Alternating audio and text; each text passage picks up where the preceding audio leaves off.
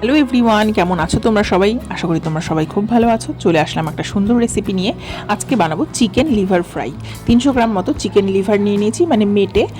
তেল গরম হলে তেলের মধ্যে দিয়ে দেবো 2 টেবিল স্পুন মতো চপ করে রাখা বা একটু থেতো করে নেওয়া আর রসুনটা একটু লালচে হয়ে আসলে দিয়ে দেবো সমস্ত লিভারগুলোকে আমি ছোট ছোট টুকরো করে নিয়েছি। ছোটো টুকরো এই জন্যই করেছি যেহেতু এটা একটা স্টার্টার আইটেম, এবং তাছাড়াও লিভারগুলো বেশ সুন্দর ভাজা করার জন্যই কিন্তু আমি লিভারগুলোকে ছোট ছোট পিস করে নিয়েছি।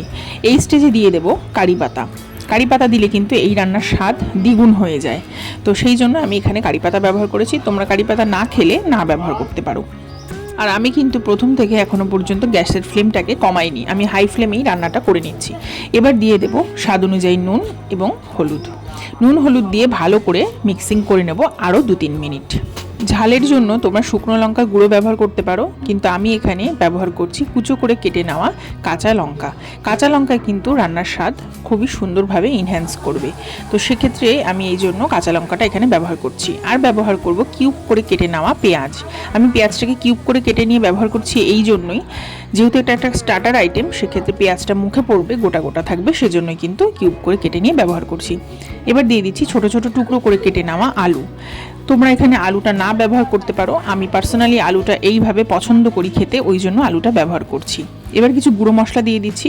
জিরে গুঁড়ো 1 টিস্পুন, ধনে গুঁড়ো 1 টিস্পুন, গরম মশলা গুঁড়ো 1 টিস্পুন, গোলমরিচ গুঁড়ো 1 টিস্পুন আর সামান্য একটু কুচো করে নেওয়া টমেটো দিয়েছি। টমেটো এই রান্নায় খুবই সামান্য আমি ব্যবহার করেছি। ব্যালেন্সের জন্য সামান্য চিনি দিয়ে দেবো, তোমরা চাইলে চিনি নাও ইউজ করতে পারো, আমি খুবই সামান্য ইউজ করেছি। তো ভালো করে মিক্সিং করে নেবো এবং কভার করে দেবো 10 মিনিটের জন্য, একদম লো ফ্লেমে করে দিয়ে। মাঝে মাঝে চাইলে একটু নাড়াচাড়া করে নেওয়া যেতে পারে। তো দেখতেই পাচ্ছ খুব সুন্দরভাবে কিন্তু মশলা এবং রান্নাটা তৈরি হয়ে গেছে। আর দেখতে পাচ্ছ তেল বেরিয়ে এসছে। আমি কিন্তু রান্নায় একটু জল ব্যবহার করিনি, জল ব্যবহার না করলেই ভালো হবে এই রান্নাটা। আর একদম লো ফ্লেমে দিয়ে কিন্তু বাকি অংশটা রান্না করতে হবে। প্রথম দিকে রান্নাটা হাই ফ্লেমে করতে হবে, যাতে করে মেটেগুলো ভালো করে ভাজা হয়ে যায়। মেটেটা কিন্তু ভালো করে ভাজা হওয়াটা এই রান্নায় খুবই জরুরি। ভিতরে মেটে যেন নরম না থাকে, পুরোটাই যেন সেদ্ধ হয়ে যায় ভালো মতো। এবং তার জন্য প্রথমে আমি ফ্লেমটাকে বাড়িয়ে দিয়ে রান্না করেছি, এবং মশলাটা দেওয়ার পর থেকে কিন্তু আমি ফ্লেম কমিয়ে রান্না করেছি, না হলে মশলা পুড়ে গেলে কিন্তু স্বাদটা হয়ে যাবে একদমই বেকার। তো এভাবে বানিয়ে দেখো। দেখতেই পাচ্ছ আলুগুলো সেদ্ধ হয়ে গেছে, মেটেটাও কিন্তু ভালোভাবেই সেদ্ধ হয়ে গেছে।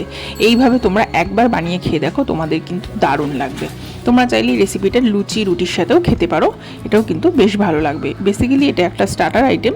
তো একবার বানিয়ে খেয়ে দেখো, নিশ্চয়ই ভালো লাগবে। ভালো লাগলে লাইক করো আর চ্যানেলটা অবশ্যই সাবস্ক্রাইব করে নিও। চলে আসবো পরের দিন সুন্দর একটা রেসিপি নিয়ে। ব্যাস, আজকের মতো ভিডিওটা এখানেই শেষ করছি।